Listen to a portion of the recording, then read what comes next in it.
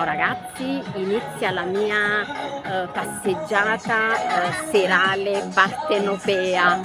Guagliù, a me passeggiare a Napoli di sera mi fa scipazz.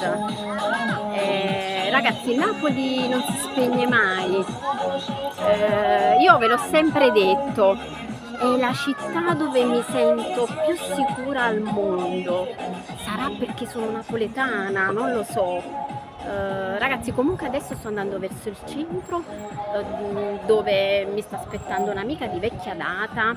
Sono riuscita ad organizzare, non è sempre facile ovviamente, poi sono venuta all'improvviso, quindi ovviamente sono stata anche stavolta fortunata. Niente, vado verso il centro,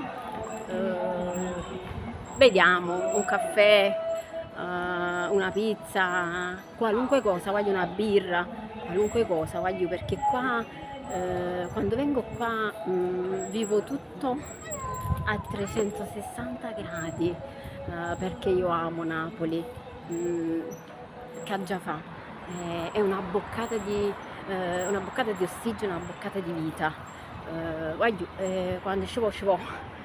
Ragazzi, io non vi posso portare fino in centro perché adesso ci impiegherò ancora un quarto d'ora di camminata, però niente, volevo farvi questo video. Starò solamente domani qui a Napoli, poi mercoledì conto di rientrare a Taranto, perché comunque la mia vita è lì e poi abbiamo un sacco di cose da fare, anche con le esplorazioni. Infatti volevo ricordarvi di seguirci ovviamente sul mio canale quando ci vo, ma anche sul gruppo Ricerca Paranormali Taranto.